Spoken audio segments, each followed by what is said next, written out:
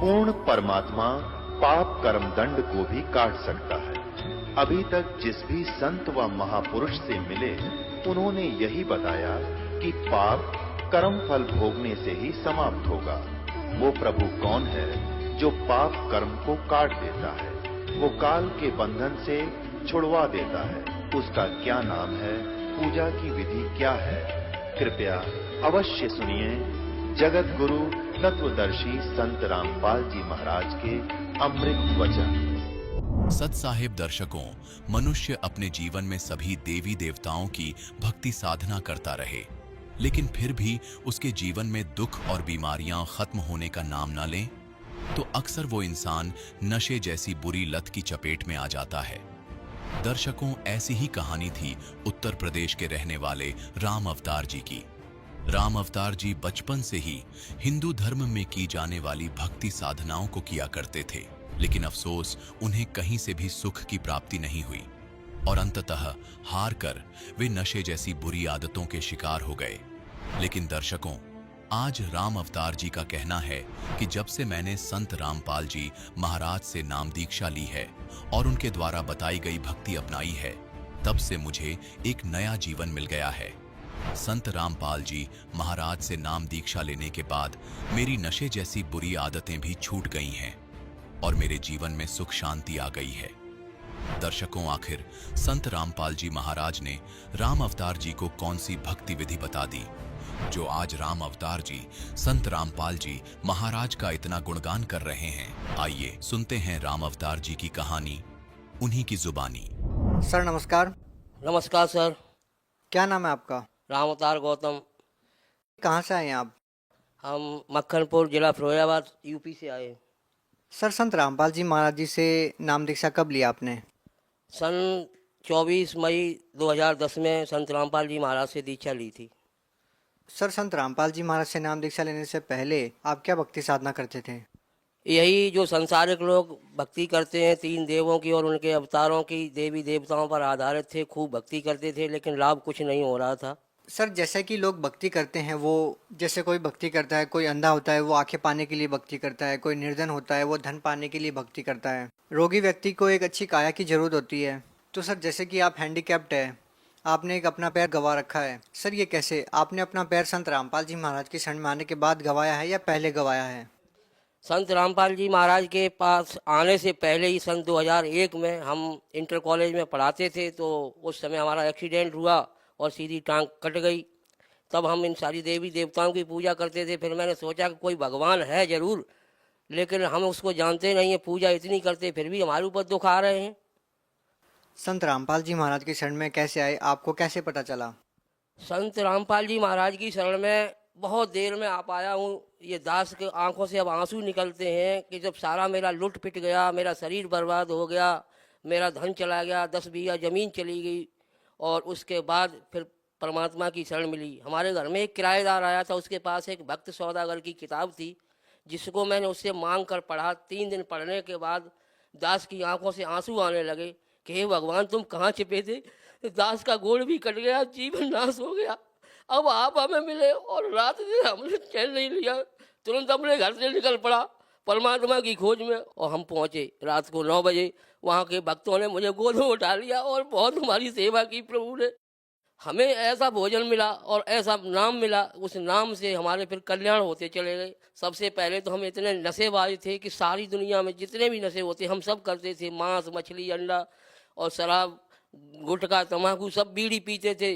वो परमात्मा के एक आशीर्वाद मात्र से हमारे सब दूर हो गए, और अंतिम सांस तक के लिए अब परमात्मा ने जो हमारा सारा नशा और सारा रोग काट लिया है, इसके लिए तो हम परमात्मा का लाख लाख शुक्र करते हैं कि हे भगवान, बंदी छोड़।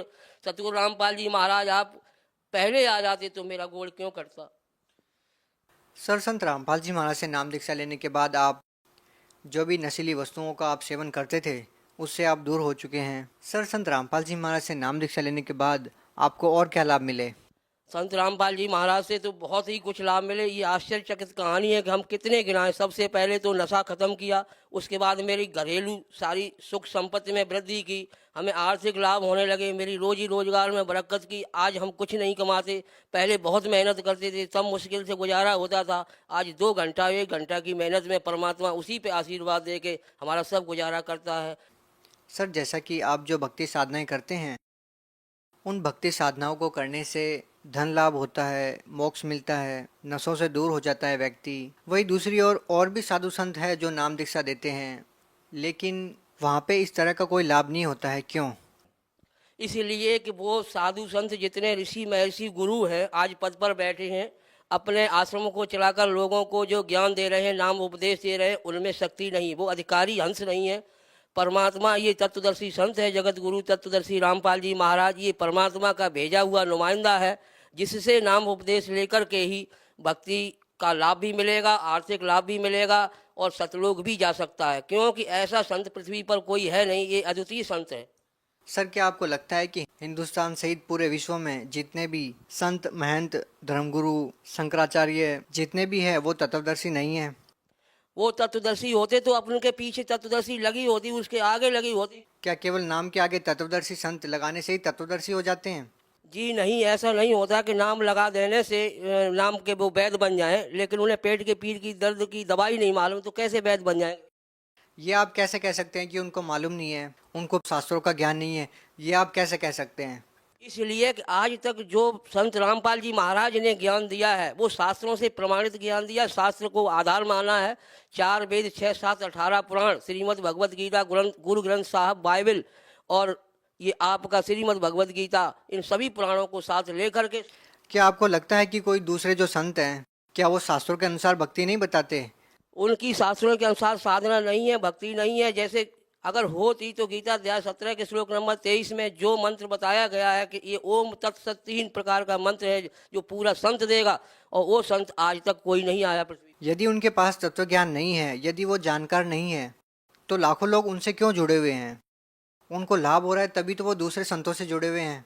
ये लाभ तो इस तरह से होता है कि जैसे हमारे यहाँ मथुरा में जय गुरुदेव पंथ चला था, और जय गुरुदेव पंथ की जो आत्मा थी तुलसीदास साहेब, वो बहुत पुण्य आत्मा थी, विष्णु लोक से आई थी और इसके बहुत पुण्य बैटरी चार्ज थी। सन 1971 में इसने परमात्मा बंदी छोड़ सतगुरु रामपाल जी के बारे में एक भविष्यवाणी की थी कि वह संत जो देश का उद्धार करेगा, देश का कल्याण करेगा, और जो पृथ्वी पर जिसका झंडा रहेगा, जिसका ज्ञान रहेगा, और वो परमात्मा होगा। उसने अवतार ले लिया है। तो उस समय हमारे बंदी छोड़ की उम्र 20 वर्ष की हुई थी, और फिर कहा था कि ये अभी ऊपर से आदेश नहीं हुआ है कि बताने का, उसका हम गांव नाम नहीं बताएंगे, नाम नहीं बताएंगे, और समय आने पर ये सब भेद खुल जाएगा। और जब उनकी बैटरी डिस्चार्ज हो गई तो फिर 2012 तक कुछ भी अपने संतों को, अपने ऋषियों को, अपने शिष्यों को नहीं बताया, और उसका बाहर खुद जय गुरुदेव लेके चले गए। तो कहने का भाव ये है कि अभी तक जितने भी संत हुए हैं उन्हें तत्व ज्ञान नहीं है, वो तत्वदर्शी नहीं हो सकते हैं, क्योंकि परमात्मा केवल बंदी छोड़ ही हंस है। तो फिर लाखों की संख्या में लोग उनसे क्यों जुड़े हुए हैं? ये पिछली बैटरी उनकी चार्ज होती है, उससे कुछ थोड़ा बहुत लाभ भी मिल जाता है।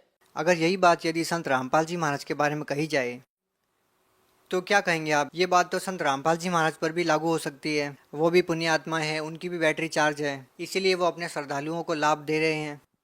ऐसा नहीं है कि जो संत रामपाल जी महाराज कर सकते हैं वो आज तक किसी पृथ्वी पर किसी ने नहीं किया है। जो ऐसा कौन सा काम है जो संत रामपाल जी महाराज ने किया है और अन्य किसी संत ने नहीं किया?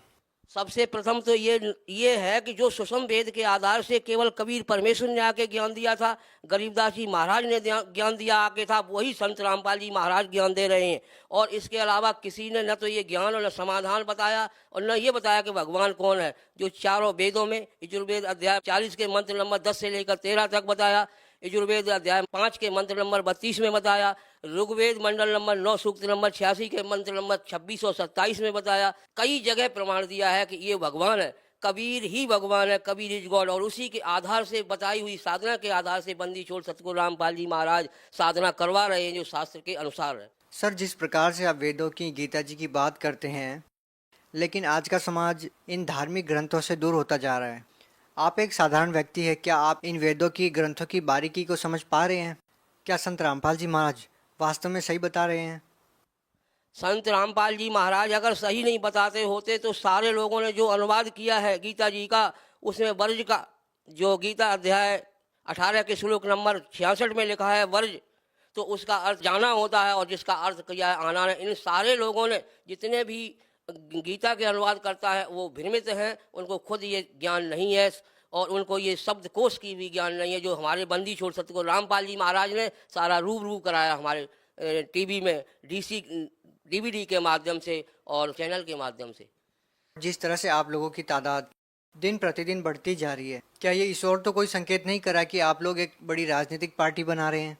अगर हमारे परमात्मा पहले ही गैर न्यायिक राजनीतिक पार्टी से लिख रखे हैं हर जगह कि हम कोई राजनीतिक पार्टी से लेन देन नहीं है, हमें कोई यहाँ का राजा नहीं बनना है। परमात्मा खुद कहते हैं कि तन मन धन सब अर्पिए भक्त मुक्त के काज, और जिनके उर में बंदगी फिर क्या इंद्र का राज। उन्हें तो कोई इंद्र का राज भी स्वर्ग का दे तो भी वो उससे नफरत करते हैं।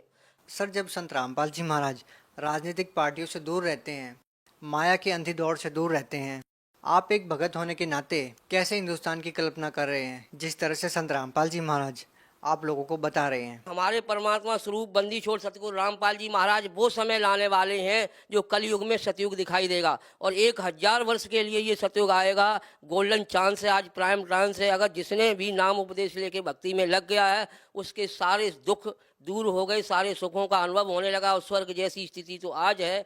सर, आपके पास पैर नहीं है एक, फिर भी आपका जो हौसला है, आपका जो भाव है, आपकी जो श्रद्धा है, वो चरम सीमा पे है। सर, आप उन लोगों को क्या कहना चाहेंगे जो आज मनुष्य शरीर में है और स्वस्थ शरीर है उनका? उनको यदि दोनों पैर है, बिल्कुल स्वस्थ हैं वो, उन लोगों का सबसे मेन कार्य क्या होना चाहिए आपके हिसाब से? अगर आप उनकी जगह होते तो क्या करते? हम परमात्मा के उसी आदेश का पालन करते हुए कहते हैं कि हे भाई, देश के लोगों, देश के नागरिकों, संसार के लोगों, सभी हमारे भाई बहन हैं, परमात्मा के बच्चे हो। आज आपको मनुष्य शरीर प्राप्त है और कल ये काल अपने संविधान के अनुसार 84 लाख योनियों में भेज देगा। उस समय कुत्ता गधा सुअर बनाएगा। इसके लिए आपको भक्ति का करने का ये मनुष्य जीवन मिला है, और आप अगर भक्ति नहीं करोगे तो फिर कौन से युग में कौन से समय करोगे? तो परमात्मा कहते हैं कि नर सुन रे मूल गमारा, ये राम भजन तत्सारा। राम भजन बिन बैल बनेगा, सूकर स्वान शरीरम। खर कौआ की देह धरेगा, मिले न तक शीरम। सर, बहुत बहुत धन्यवाद। भाई, धन्यवाद तो आपका हमें देना चाहिए कि आपने हमें ऐसा मौका दिया बंदी छोड़ की महिमा गाने के लिए, और भक्ति समाज को सबको यही हम प्रार्थना करेंगे कि भाई जितना देर करोगे उतना ही आप पछताओगे। ये परमात्मा आया हुआ है बंदी छोड़, और इसकी शरण पकड़ लो और अपना कल्याण करवा लो। बोलो सतगुरुदेव की जय। दर्शकों, अभी आपने सुने संत रामपाल जी महाराज से दीक्षा प्राप्त करके सुखी हुए भक्त के अनुभव। अब देखिए जगत गुरु तत्वदर्शी संत रामपाल जी महाराज के मंगल प्रवचन। इस काल के जाल को कबीर भगवान ने आके समझाया है कि ये काल जो है, जैसे इसने गीता अध्याय नंबर 4 के श्लोक नंबर 5 और 9 में कहा कि अर्जुन, मेरे और तेरे बहुत जन्म हो लिए, तू नहीं जानता मैं जानता हूँ, मेरे जन्म और कर्म अलौकिक हैं। और गीता अध्याय नंबर 7 के श्लोक नंबर 24 और 25 में इसने बताया है कि मैंने एक प्रतिज्ञा कर रखी है, मैं अपनी योग माया से छुपा रहता हूँ, मैं कभी किसी के सामने अपने वास्तविक रूप में नहीं आता। तो ये क्या करता है, जैसे कोई ऋषि साधना करता है, उसको किसी को विष्णु रूप में दर्शन दे देता है अपने पुत्र विष्णु के रूप में, तो वो ऋषि विष्णु का उपासक बन जाता है, उसी का ज्ञान प्रचार करता है कि सर्वेश्वर है, महेश्वर है, सबकी स्थिति पालन और संहार करने वाला यही है। कोई भक्त साधना कर रहा है तो किसी को ब्रह्मा जी के रूप में दर्शन दे देता है, तो वो कहता है कि ये ब्रह्मा जी हमारे सामने रहते हैं, देवता यही भगवान है, सर्वशक्तिमान है। मैंने समाधि दशा में इसके दर्शन किए, ये छुपाई है अपने आप को। इससे उन ब्रह्मा जी और विष्णु जी को भ्रम हो जाता है कि हम ही सचमुच भगवान है। इसी कारण से शिव पुराण में प्रकरण आता है, विद्वेश्वर संहिता के अंदर। एक बार ब्रह्मा जी गए विष्णु जी के पास, और ब्रह्मा जी कहने लगे कि पुत्र तू मेरा खड़ा होकर सम्मान क्यों नहीं करता, मैं तेरा पिताया हूँ, मैं तेरा जनक हूँ, सारी सृष्टि का उत्पत्ति करता हूँ। विष्णु जी लेटे लेटे कहते हैं कि आजा बेटा बैठ जा, तू मेरा पुत्र है, तू मेरी नाभि कमल से उत्पन्न हुआ, मैं ही सर्वशक्तिमान हूँ, मैं सबका रचने वाला हूँ। इस बात पर दोनों लड़ पड़े। फिर ये काल आ गया वहां पर शिव रूप धारण करके इन दोनों के बीच में एक लिंग खड़ा कर दिया, तेजो में स्तंभ, ये लड़ना भूल गए, ऊपर ऊपर नीचे ढूंढने लगे। फिर खुद आके प्रकट हुआ शिव रूप में। फिर इनको ज्ञान बताने लगा, क्या पुत्रो, तुमने अपने आप को ईश मान लिया तो यू आर नॉट गॉड, तुम भगवान नहीं हो। तुमने 2 जॉब, 2 डिपार्टमेंट, 2 विभाग मेरे से प्राप्त किए हैं। मैं चीफ मिनिस्टर हूं यहाँ का। ये काल जो है एक ब्रह्मांड में चीफ मिनिस्टर का रोल समझो, और अन्य ब्रह्मा विष्णु महेश एक एक विभागीय मंत्री है। रजोगुण विभाग के ब्रह्मा जी और सतोगुण विभाग के विष्णु जी। यानी रजोगुण से जो क्रिया हो रही है, जिसको हम उत्पत्ति कहते हैं, ये उत्पत्ति करता नहीं है, यह तो उत्पत्ति करवाता है। संतान उत्पत्ति हम उसके प्रभाव से करते हैं। और सतिथि, ये विष्णु जी कहते हैं, ये उत्पत्ति और सतिथि जो तुम्हें दी है मैंने, ये मेरे से प्राप्त है, तुमने तप करके प्राप्त किए, मैंने तुम्हें विभाग दिए। इसी प्रकार रुद्र और शिव को भी, शंकर को भी मैंने अलग से, महादेव महेश्वर को भी मैंने 2 करते दिए हैं, संहार और तिरोभाव। और बोलने वाला 5वां ये काल है, ये कभी अपने वास्तविक रूप में नहीं आता, ऐसे कभी विष्णु के रूप में, कभी शिव के रूप में, कभी ब्रह्मा जी के रूप में आता है। तो इसके जाल को समझने के लिए परमात्मा ने कथा सुनाई अपनी प्यारी आत्मा धर्मदास जी को, जो धर्मदास जी ने कबीर सागर में लिपिबद्ध की।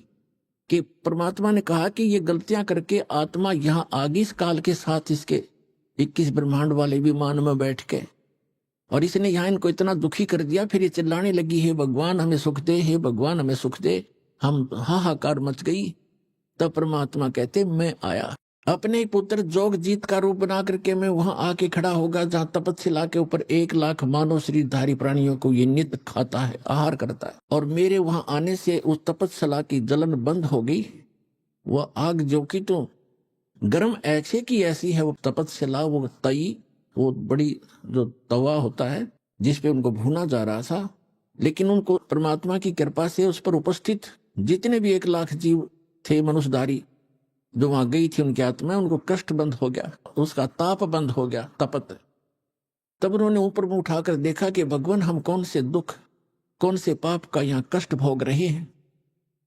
तब परमात्मा ने कहा कि ये तुम्हारे इस लोक के पाप का दंड नहीं, तुम्हें ये दंड है, तुमने सतलोक में ये पाप किया था।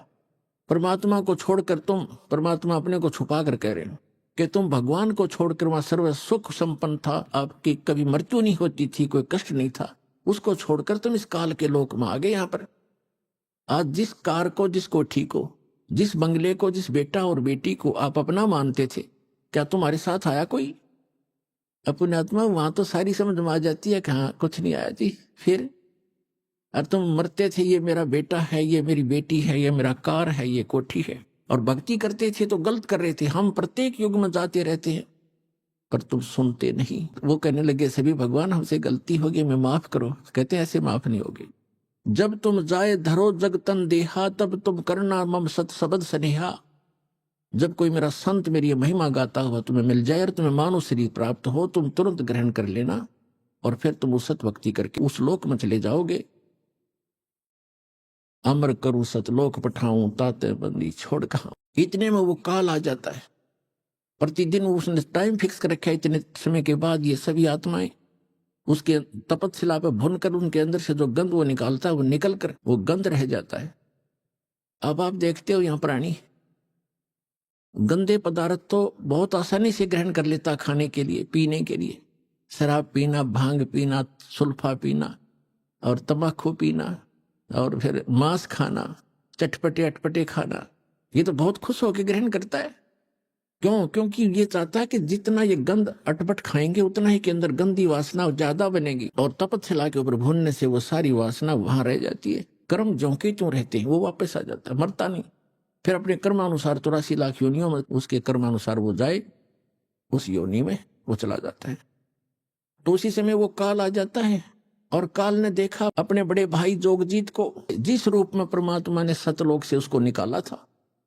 जिन्होंने सृष्टि रचना पढ़ रखी है बच्चों, उनको खूब याद है। अब दास ज्यादा हिंट देगा आज के सत्संग में। सृष्टि रचना कभी आपको बताएंगे और आपको सीडी वगैरह बनाकर भी दे रखी है, वो भी देख सकते। और उसने सोचा, काल ने, इस ज्योत स्वरूपी निरंजन सरपुरुष ने के मन में आई कि जोगजीत कैसे आ गया, ये कोई परमपिता का कोई संदेश लेकर आया है। पहले इसे वो संदेश जानता हूं, क्या आज्ञा लेकर आया है ये भगवान की, और फिर आज इसको कूटूंगा, पिटाई करूंगा इसकी, इसको मारूंगा, खूब कूटूंगा, क्योंकि इसने मुझे वहां से जबरदस्ती निकाला था सतलोक से। परमात्मा बताते हैं कि धर्मदास मुझे देखकर काल भयंकर हो गया। पहले मुझसे कहा कि पहले जोगजीत कोई आज्ञा है भगवान की, परमात्मा की, पिता की, वह मुझे बता, और फिर जोगजीत तुझे छोड़ू नहीं गाज, तूने मुझे वह मार कर निकाला। तब जो जोगजीत रूप में वहां उपस्थित थे, परमेश्वर ने कहा धर्मदास, मैंने उनसे कहा, परमात्मा बता रहे हैं, धर्मदास जी लिख रहे हैं कि मैंने उससे कहा कि सुन ले आदेश परमपिता का, कि ये भोली आत्मा तेरे साथ आ गई थी, इन्होंने तो गलती की सो की, पर तूने इनका कैसा सांग निकाल रखा है, कैसे कैर ढा रहा है इनके ऊपर तू, कोई गधा बना दिया, कोई गधी बनाई, कोई कुत्ता, कोई कुतिया, किसी का बेटा मर गया, किसी की बेटी मार रहा है, हाहाकार मचाए रखे। तो इसने कहा कि पिताजी ने मुझे श्राप दिया था, और जिस श्राप अनुसार मुझे भूख लगती है तो मैं तो इनको खाऊंगा, बनाऊंगा, पैदा भी करूंगा। परमात्मा ने कहा कि चल इन्हें गलती कर दी तो खा भी रहा है, सारे काम कर रहा है, फिर इनके किसी का हाथ काटे, किसी की टांग कटे, कोई अंधा, कोई कैंसर से पीड़ित, ये जुल्म क्यों कर रहा था इनके ऊपर। तब इसने कहा कि मैं तो सत्य का राज करता हूं, मैंने परमात्मा को वचन दे रखे हैं, और जैसे कर्म जो करेगा वैसे भोगेगा, मुझे इसमें कोई लेना देना नहीं है। पुण्यात्माओं, यहाँ की इस सारी व्यवस्था ऐसी है इस काल के लोक में। एक तरफ तो सरकार शराब के ठेके, फीम के ठेके, भांग के ठेके खोलती है, और फिर शराब पीकर कोई इधर उधर जाता उसको अंदर कर देता, तेने शराब पी कर गलत गतिविधि की, और शराब पी कर रामायण बचेगा, वो भांग पी कर रामायण पढ़ेगा, गलत गतिविधि करेगा वो। तो इसने ऐसा कर रखा है कि मैं तो सत्य का राज करता हूं, जो जैसे कर्म करेगा वैसा ही फल देता हूं। अब ये इतनी बकवादों की आविष्कार करवा दिया, तो फिर ये भोली आत्मा तो गलतियां करेंगे ही करेंगे, तो कहते भोग लेंगे, इसने थोड़ा लेना देना, इसके हम इसके बच्चे नहीं है, हम इसके बच्चे होते तो ऐसा दुख देता ही है। आज केदारनाथ के ऊपर 20,000 आदमियों को मार देता अपने बच्चों को। हम इसके बालक नहीं है, हम इसकी प्रजा नहीं है, हम उस परमात्मा की प्रजा है, सतपुरुष के बच्चे हैं, और हम अपनी गलती से इसकी कैद में फंस गए हैं। यहां से निकालने का एक तरीका है, हम स्वेच्छा से आए हैं, स्वेच्छा से वापस जाएंगे। जब हमारी यहाँ के लोग से दुखों से इतना मन हट जाएगा, और वहां के सुख से हम इतने प्रभावित और प्रेरित हो जाएंगे, और फिर सतभक्ति करेंगे, तब हम वहां जा पाएंगे। इसलिए आपको सारा ज्ञान प्रमाण दिखाए जा रहे हैं, ताकि आपका यहां से मन हटे और भक्ति पर डटे, और फिर वहां चलेंगे हम। परमात्मा ने कहा जोगजीत रूप में कि मैं नीचे जाऊंगा, परमात्मा ने भेजा हूं, और वहां जाकर तेरे सारे जाल को समझाऊंगा, सबको परमात्मा की महिमा बताऊंगा। जो सतपुरुष है, जो वास्तव में भगवान है, यथार्थ स्थान है, उसका तो नामो निशान मिटा दिया, तू स्वयं भगवान बन बैठे यहाँ का, और सबको बताऊंगा। और एक ऐसा गुप्त मंत्र दिया है मेरे को, वो मंत्र उनको दूंगा, सतनाम और सारनाम। आज जब उसने ये बात सुनी तो एकदम भयंकर होगा, कहने लगा तू मेरा बाग उजाड़ने जा रहा है, तू मेरा नाश करने जा रहा है, तुझे अभी खत्म कर दूंगा, तुझे तो जाके दिखाना नीचे। परमात्मा ने कहा कि ऐसा सुनकर काल भयंकर होगा मेरे ऊपर, और धर्मदास ऐसे अटैक किया, उसने मेरे को बिल्कुल खत्म करने के लिए दौड़ के आया, और मैंने सतनाम का सुमन कर दिया। इस नाम के अंदर धर्मदास ऐसी प्रबल शक्ति है, इसके सामने कोई भी देव, कोई यक्ष, कोई भी यहाँ का काल तक भी नहीं ठहर सकता। मेरे पास ऐसा मंत्र है। पुण्यात्माओं, ये परमात्मा धर्मदास जी के माध्यम से, और धर्मदास जी को तथा हम सभी को सतर्क करना चाहते हैं कि कभी भी आपके ऊपर कोई भी आपदा आती है किसी भी प्रकार की, तो नाम का सिमरन अवश्य करना कुछ देर। फिर जो टेंशन है वो है, लेकिन समन एक बार कर लेना, आप देखना फिर उसका प्रतिफल कैसा होगा। तो कहते हैं मैंने समन शुरू किया, और काल ऐसे गिर गया जमीन के ऊपर, ऐसे गिर गया उस पृथ्वी पर जहां वो रहता है वहां पर, जैसे पक्षी के पंख कट जाते हैं और पड़ा पड़ा तड़फ रहा होता है।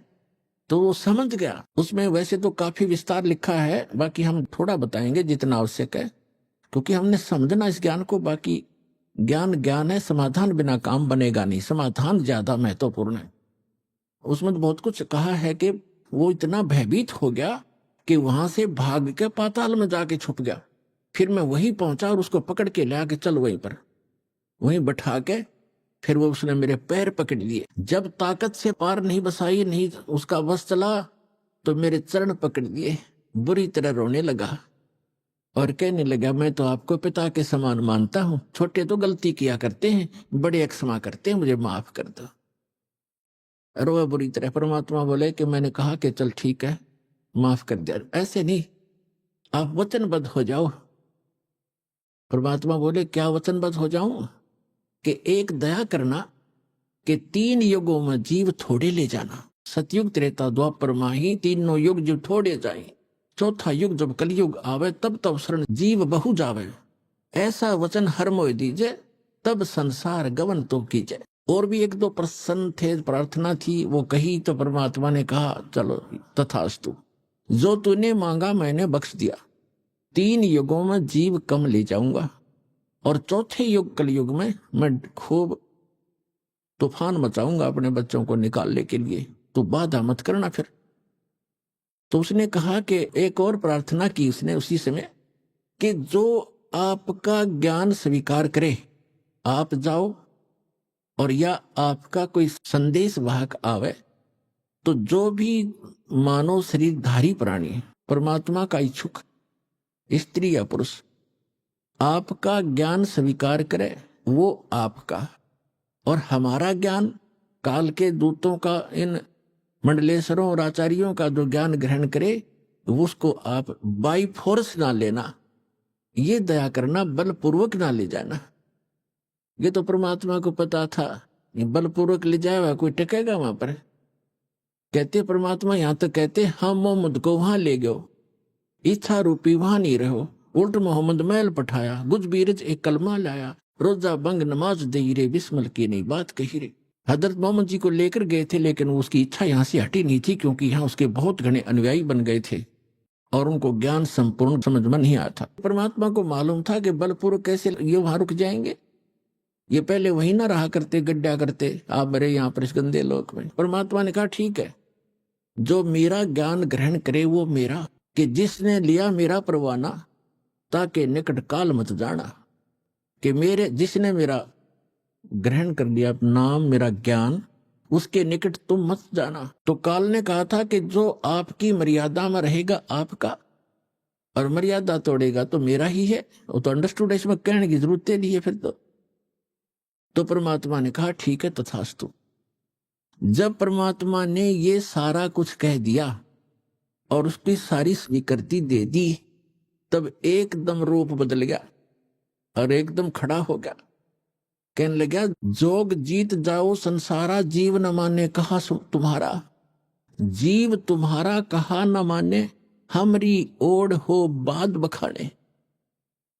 मैंने उनको ऐसी उल्टी पट्टी पढ़ा दी कि सब मेरे ही ज्ञान को ग्रहण किए हुए हैं, और कलयुग में तो उनकी ऐसी हालत कर दूंगा कि किसी को भी भक्ति योग्य नहीं छोड़ूंगा। देवल धाम और तीर्थ पुजवाऊं, देवल देव धाम इनकी पूजा करवाऊंगा, या विद जीवों को भरमाऊं। अपने आत्माओं, अभी परमात्मा का ज्ञान आपके ईव समझ में आवेगा। आज जो दास आपको समझाना चाहता है कि जैसे आज सबसे ताजा दुर्घटना और सबसे भयंकर आज तक की इन तीर्थ यात्रियों के लिए ये है कि केदारनाथ के दर्शनार्थ गए हुए इन बद्रीनाथ केदारनाथ के श्रद्धालुओं के ऊपर कितना कहर टूट गया, परिवार के परिवार नष्ट हो गए। इसलिए ये ज्ञान आज आपके समक्ष करना अनिवार्य हो गया, और अब ये सबको स्वीकार्य होगा। दास बहुत वर्षों से देख रहा है, कोई अमरनाथ पर जाते हुए कभी 2000 कभी 1500 बर्फानी तूफान के अंदर बहुत से मरते सुने गए। एक बार हरिद्वार के अंदर वो नीलकंठ के जो मंदिर है उसके ऊपर एक पहाड़ का टुकड़ा टूट के गिर गया, वहां सारे मारे गए, वो नीलकंठ भी टूट गया। फिर वो टुकड़ा पत्थर का टुकड़ा, जो भारी पहाड़ था, पत्थर बहुत भारी, उस रास्ते में लुढ़कना शुरू हो गया, जिससे यात्री ऊपर चढ़ रहे थे ऐसे, और उधर से वो लुढ़कना शुरू हो गया, पीस दिए वहां से लेकर नीचे तक। और फिर वहां एक लक्ष्मण झूला है, गंगा के ऊपर एक पुल बना हुआ है। लोग कुछ जा रहे थे, फिर वहां से सुन सुनकर कुछ बचे हुए कोई इधर भाग रहा था, कोई इधर भाग रहा था, कोई पुल को पार करने की चेष्टा वापस कर रहा था। तो भीड़ में भगदड़ मच गई। वापस भागने वाले कह रहे थे, किसी ने बताया कि पहाड़ टूट गया, पहाड़ टूट गया। तो वापस पुल पर भागने वालों ने सुन लिया कि पुल टूट गया जिस पर तुम फंसे हुए हो।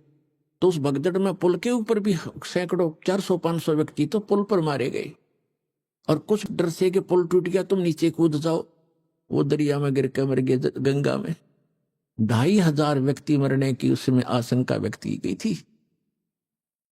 और नीलकंठ भी टूट गया जिसकी पूजा करने गए थे, और वही दशा आज हो रही है। तो ये सबसे बड़ी दुर्घटना मानी जाती थी। 2500 आदमी मर गए, और आज सब सीमाएं लांग दी काल ने। उस केदारनाथ के धाम को स्थापित करवा के कितना नाश करवा दिया। अब इसने स्थापित करवाया वो अब बताएगा इसके अंदर दास कैसे क्या हुआ। और इससे पहले और भी घटनाएं हुई हैं। जैसे एक बार कुंभ का मेला हुआ था, आपको बहुत बार सुनाया है। कुंभ का पर्व वहां हरिद्वार में हुआ था। 25,000 आपस में लड़के मर गए थे। तो पुण्यात्मा इस ज्ञान को अब सुनेंगे। ये ठीक है, जो बेचारे मृत्यु को प्राप्त हुए उनका बड़ा दुख है हमें। अब इसका विकल्प ये है जो दास बताना चाहता है। और स्वयं परमात्मा ने भी बहुत बार आकर ये ज्ञान देने की चेष्टा की, लेकिन इन स्वार्थी और अज्ञानी हमारे धर्म गुरुओं ने परमात्मा के इस यथार्थ ज्ञान को हम तक नहीं आने दिया, और जिसका खामियाना आज तक भोग रहे हैं।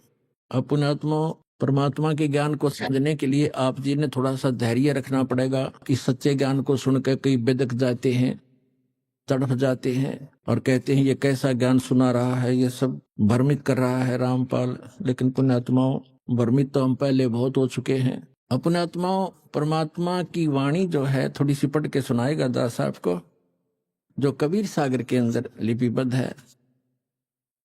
क्या बताया है? बहुविध जीवन कीन पुकारा, काल देत है कष्ट अपारा, यम का कष्ट सहा ना जाई, हे परमेश्वर तुम हो सहाई। आए जहां यम जीव सतावे है, काल निरंजन जीव नचावे। चटक पटक करें जीवता भाई, ठाड बहे पुनता हम जाई। कहते वहां जीवों ने तपस्या के ऊपर हाहाकार मचाई, पुकारने लगे बुरी तरह कि हमसे इस काल का कष्ट सहा नहीं जाता। भगवान आप कहाँ हो परमात्मा, हमें बचाइए। वो तपस्या पर जैसे बड़बूजा बुगड़े बुनता है, खील बुनता है, चावलों की पटक पटक होते हैं। वहां जीव ऐसे चटक पटक होकर के उनके अंदर से वासना निकालता है। चटक पटक जीव करे ता भाई, ठाड बहे ता पुन हम जाई। ठाडे वहां खड़े हो गए जाकर हम। मोहे देख जीव कीन पुकारा, हे साहेब हम लेहो उबारा। तब हम सत शब्द गोरावा, पुरुष शब्द से जीव तपत बुझावा। यम से छुड़ा ले वो तुम स्वामी, दया करो प्रभु अंतर्यामी। हमको काल से छुड़ा लो मेरे दाता, हे दाता हम पर दया करो। तब हमें जीवन कहा समझाई, जोर करूं तो मेरा वचन नसाई। इसने वचन लिया था कि जबरदस्ती करके बलपूर्वक न ले जाना जीवों को। तो परमात्मा कहते यदि मैं जबरदस्ती बलपूर्वक तुम्हें ले जा तो सकता हूँ, 1 सेकंड में इसके सारे 21 ब्रह्मांड को समेट सकता हूँ, लेकिन जोर करूं तो मेरा वचन नसाई। जब तुम जाय धरो जग नर देहा, तब तुम करियो शब्द स्नेहा। पुरुष नाम सुमरण सैदाना, बीरा सार गहो परवाना। मेरा ये दो सार नाम प्राप्त कर लेना, इतना धैर्य रखना, उस ज्ञान को सुनना। दे दरो सत शब्द समाई, तब हम सतलोक ले जाई। मानव शरीर प्राप्त करके जब तुम ये सत शब्द सतनाम प्राप्त करोगे, तब मैं तुम्हें सतलोक ले जाऊंगा।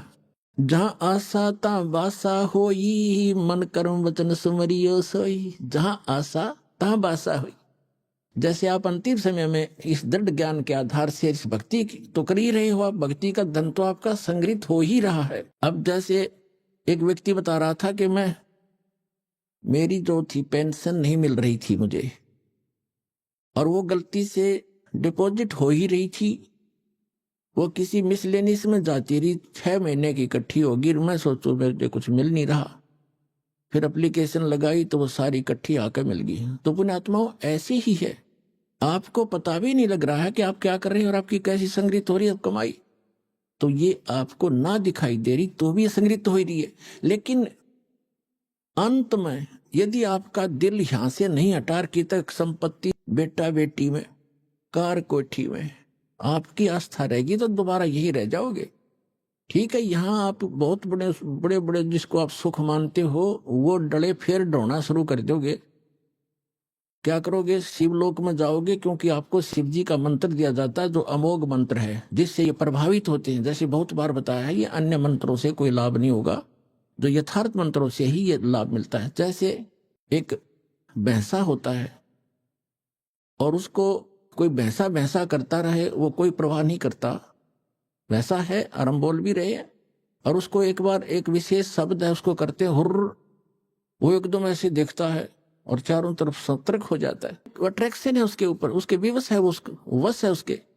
ऐसे ये मंत्र है जो दास आपको देता है, इन मंत्रों से आपको लाभ होगा। तो शिवलोक में चले जाओगे, शिव जी की सत साधना कर रहे हो, विष्णु जी की साधना कर रहे हो, विष्णु लोक में चले जाओगे। यदि यहीं रह गए तो ऐसे अन्य देवताओं की समझो। ब्रह्मलोक की साधना भी आप कर रहे हो, ब्रह्म की, वहां चले जाओगे ब्रह्मलोक में। और फिर हजारों युगों के बाद सारी पुण्य कमाई खत्म करके फिर पटकेगा आपको पृथ्वी पर। यहाँ राजा भी बन जाओगे, रानी भी बन जाओगे, और फिर चारों खानी में जाओगे, गधे और गधी भी बन जाओगे। वह पूंजी नाश होने पर बैटरी डिस्चार्ज हो जाएगी और फिर आप इसी सत्र में आ जाओगे जो आज खड़े हो। कोट जन्म तन भर मत होगे, कुछ ना हाथ लगा रे, कुकर सुकर खरवा बोरे, कौवा हंस बुगारे। कोटि जन्म तू राजा की ना मिटी न मन की आशा, भिक्षुक होके दर दर घूमया ये मिला न निर्गुण रासा। इंद्र कुबेर ईश की पदवी, ब्रह्मा वर्ण धर्मराया, विष्णुनाथ के पुर को जाके फिर भी वापस आया। असंग जन्म तन मरत्या होगे, जीवित क्यों न मरे रे, 12 धर्म दुमल मुठ बोरे, बहुर न दे धरे रे। दो जग बिस्त सभी ते देखे, राजपाट के रसिया, 3 लोक से तरपत नाही, ये मन भोगी खसिया। सतगुरु मिले तो इच्छा मेटे, पद मिल पदे समाना, चल हंसा उस लोक पठाऊं, जो आदि अमर अस्थाना। वहां क्या सुख है? 4 मुक्ति जहां चंपी करती, माया खोरी दासी, दास गरीब अभय पद पर से, वो मिले राम अविनाशी। तो क्या बताते हैं फिर तुम? यहां परमात्मा कह रहे हैं, जहां आशा ता बासा होई, मन कर्म वचन सुमरियो सोई। जहां आशा होगी अंत समय में, जैसे गीता अध्याय नंबर 8 के श्लोक नंबर 6 में कहा है कि जिस भाव से भावित व्यक्ति अंत समय में रहता है, उसी इष्ट को प्राप्त हो जाता है। अभी आपने सुने संत रामपाल जी महाराज के मंगल प्रवचन। आइए अब सुनते हैं संत रामपाल जी महाराज से नाम दीक्षा लेकर सत भक्ति करके अद्भुत लाभ प्राप्त करने वाले अनुयायी के विचार। दर्शकों, इंसान अपने जीवन में सभी प्रकार की पारंपरिक भक्ति साधनाएं करता है और हर वो रास्ता अपनाता है जो उसके धर्म में लाभदायक और मोक्षदायक बताया जाता है, लेकिन फिर भी अक्सर उसे बीमारियां और परेशानियां घेर लेती हैं। ऐसा इसलिए होता है दर्शकों, क्योंकि वह शास्त्र विधि को त्याग कर मनमाना आचरण कर रहा होता है। दर्शकों, ऐसी ही कहानी थी दिल्ली के रहने वाले राजू जी की।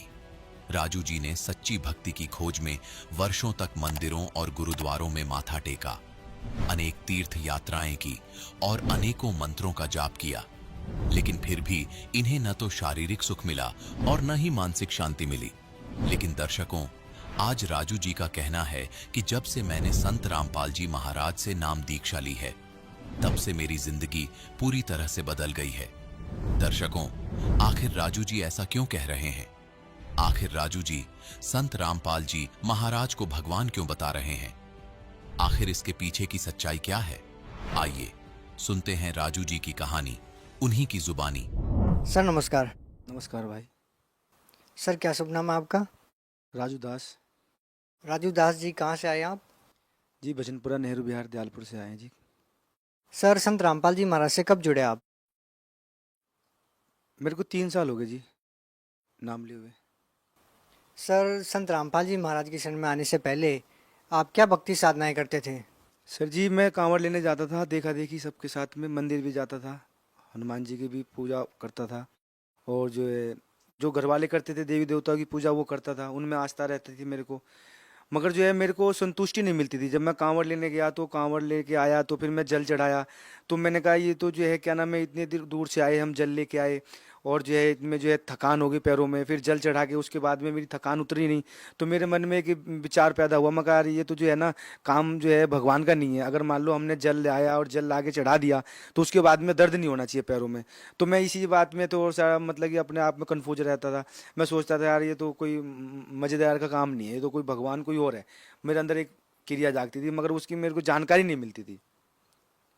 तो जो है मैं हमारे एक वहाँ पे नेहरू विहार में एक भगत जी हैं, देवेंद्र भगत जी, वो ब्याज पे पैसा देते थे और मंदिर भी वो मतलब जाते थे। और तो हमें पता चला कि जो है उन्होंने ब्याज पे पैसा देना बंद कर दिया। ऐसे आदमी ने जो कि बिल्कुल ब्याज का बहुत लालची थे वो, और मेरे को ये लगा कि मैं उनसे पूछता हूँ। तो उनसे पूछा तो उन्होंने उन्होंने मुझे बताया कि मैं संत रामपाल जी महाराज की शरण में जा चुका हूँ और मुझे अब उनका ज्ञान मिला है। उस ज्ञान के आधार से ब्याज लेना और जो है क्या नाम है लोगों को सताना ये पाप है। अगर जो है ये अगर हम करेंगे तो हम 84 लाख में चले जाते हैं और इसी तरीके से हमारा जन्म मृत्यु भी लगी रहती है। तो मैंने कहा ये तो मेरे को भी ऐसा होना चाहिए क्योंकि मैं भी जन्म मृत्यु से छुटकारा चाहता हूँ।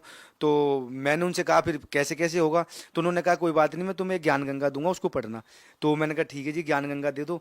तो उन्होंने मेरे को ज्ञान गंगा दी, फिर पढ़ी मैंने। तो मैं अनपढ़ था, मैं पढ़ नहीं पाता था क्योंकि मेरे को का कप का पैरा ऐसा तो पढ़ लेता था मगर पूरा नहीं पढ़ पाता था। तो मैं एकदम ही जो है पढ़ते पढ़ते उसको जो है मतलब कि जो है मालिक भगवान से कहता था, मैं कहा भगवान अगर मैं पढ़ा होता तो मैं बहुत जल्दी पढ़ लेता।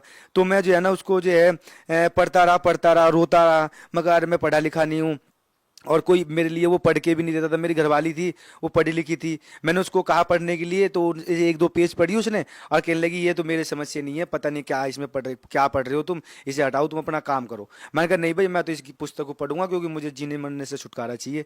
मैं कहा भाई मैं तो पढ़ूंगा। तो वो कह रहे तुम्हें पढ़ना तो पढ़ो। तो मैं पढ़ता रहा, फिर ऐसे ही एक दिन रोने लगा। तो मैंने कही मैं कहा हे भगवान अगर मैं पढ़ा लिखा होता तो मैं जल्दी पढ़ लेता। तो मालिक की एक ऐसी दया हुई कि मेरे पे एक ऐसी किरणें सी लगी और उस किरणों से मुझे लगा कि मतलब कि कोई मेरे अंदर कोई आके मतलब कि जो शक्ति थी मेरे को पढ़ने के लिए, वो शब्द मेरे खोल दिए सारे। जैसे आधा सा आधा ना बना हुआ होता है वो मेरे समझ में नहीं आती थी। तो वो मतलब जैसे कि ऋषि लिखा हो या कैसे, तो उस चीज़ को ऐसी एक दया हो गई कि मैं उस पुस्तक को मैं पढ़ लिया पूरी।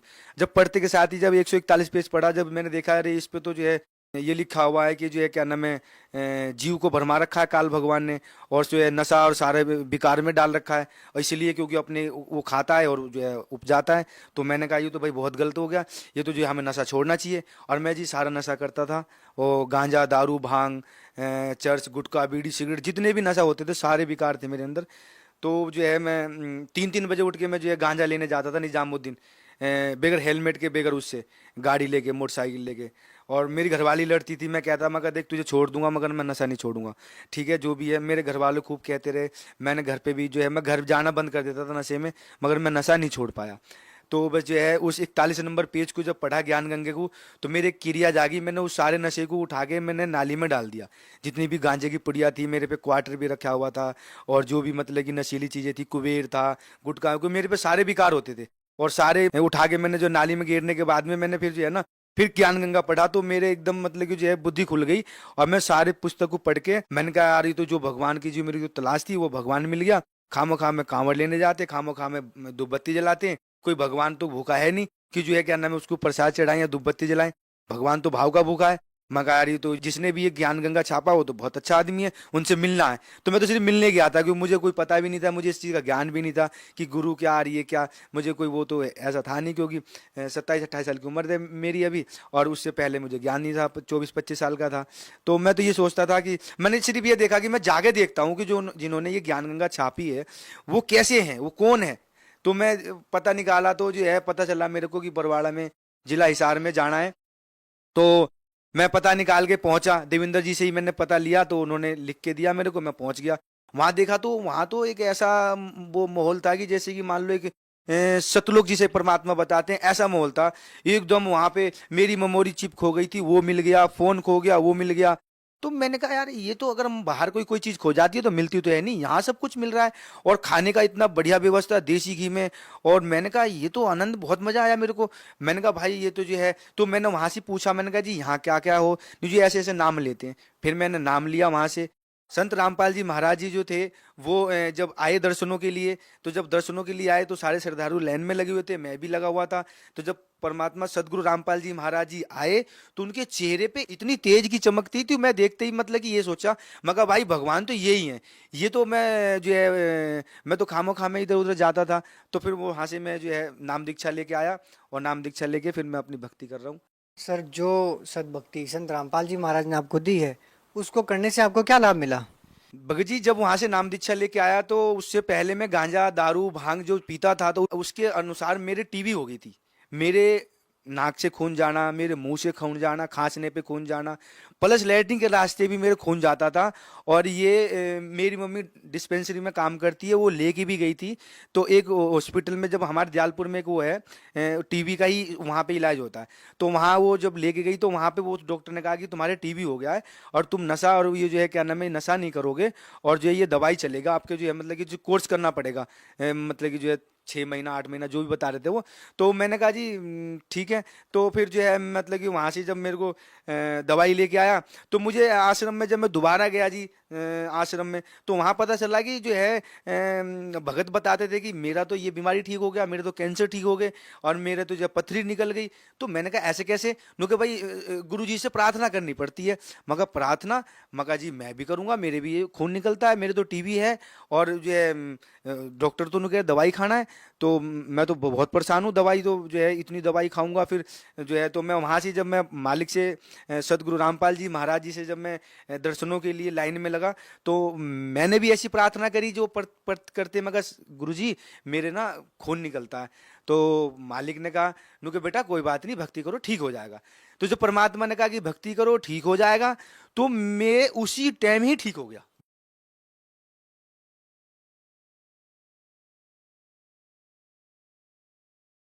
लाइट आएगी मीटर में तो पूरे घर में फिटिंग में लाइट आ जाएगी, फिर सारे काम हो जाएंगे, लाइट बल्ब सब जल जाएगा। तो इस तरीके से सदगुरुदेव जी जो हमारे कह रहे हैं कि जो है अपने आ जाओ और अपना कल्याण करा लो।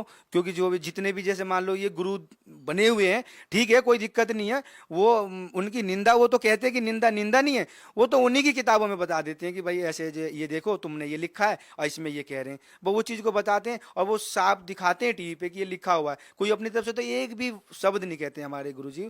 तो इसलिए उनको भी जो है जितने भी गुरु हैं उनको भी ये प्रार्थना है हाथ जोड़ के कि भाई आप भी आ जाओ हमारे गुरुजी से, जो है आपके ही गुरुजी हैं, हमारे क्या सबके गुरुजी हैं, क्योंकि पूरे विश्व के गुरुजी हैं। जब भगवान एक है, परमात्मा एक है, तो वो गुरु भी एक ही है इस पृथ्वी पे, और कोई गुरु नहीं है। ये तो अपने बिजनेस कर रहे हो, बिजनेस ठीक है, वो मालिक ने कहा है कि जो जैसा करे वैसा भरेगा। बाकी ये है कि हम तो यही कहते हैं भाई ज्ञान समझ लो गुरु जी का, और अपने जो है सबको जितने भी भगत हैं सबको यही कहता हूँ कि भाई अपने जो है कल्याण कराओ, मोक्ष चाहिए, ये गुरु जी संत रामपाल जी महाराज जी के शरण में आना पड़ेगा, उनसे मोक्ष लेना पड़ेगा। देखो बड़े भाई मैं ये कहना चाहता हूँ कि जैसे कि मान लो जो हमारे शास्त्र में जो भक्ति लिखी हुई है, उस भक्ति से अगर हम भक्ति करते हैं तो हमारे जितने भी दुखों का जो निवारण है वो कट जाता है। क्योंकि हम शास्त्र के अनुसार भक्ति नहीं करते, इसलिए हम दुखी रहते हैं। सारे भगवान देवी देवताओं की पूजा करते हैं फिर भी दुखी रहते हैं। तो सदगुरु रामपाल जी महाराज जी के शरण में आने से सारे दुखों का निवारण होगा और प्लस आपकी मोक्ष होगी। और मोक्ष जो है इंसान के लिए जरूरी है, क्योंकि हमें जो है ये जन्म मिला हुआ है और इस टाइम कलयुग में परमात्मा आए हुए हैं कल्याण करने के लिए, और अपना कल्याण कराओ। और जो है जितने भी जो है मान लो देवी देवता की जो भक्ति कर रहे हो उसकी ही भक्ति करो, मगर वो सदगुरुदेव जी से संत रामपाल जी महाराज जी से नाम लेके उसी की भक्ति करो। उसकी तो भक्ति को मना नहीं कर रहे हैं परमात्मा, मगर उसको ये कह रहे हैं कि उसको जानो कि क्या करना है हमें। हम तो अपने मर्जी से पूजा कर लेते हैं, अपनी मर्जी से मंदिर बना लेते हैं, अपनी मर्जी से भगवान बना लेते हैं, अपनी मर्जी से उसको जमुना जी में डाल आते हैं, तो वो हमारी मर्जी नहीं चलेगी। इसलिए आप सतगुरु रामपाल जी महाराज जी के शरण में आओ और अब नाम दीक्षा लो और अपना कल्याण कराओ, 84 लाख से मुक्ति पाओ। सर, जो साधक संत रामपाल जी महाराज से नाम दीक्षा लेना चाहता है या उनसे जुड़ना चाहता है, तो वो संत रामपाल जी महाराज से कैसे जुड़ सकते हैं? देखो जब हमारे सदगुरु रामपाल जी महाराज जी ने आदेश दे दिए, हमारे जो भगत भाई हैं उनके जो है क्या नाम है, सब जो है हर जगह जो है नाम दीक्षा का वो है, उनके फ़ोन नंबर आते हैं।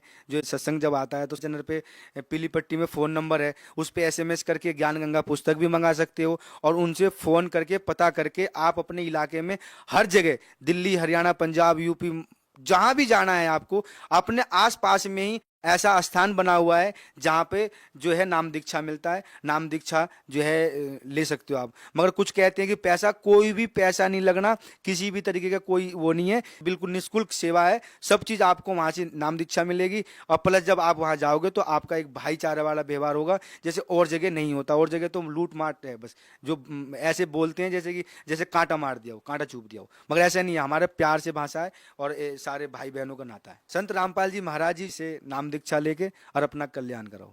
सर बहुत बहुत धन्यवाद आपका। सत साई।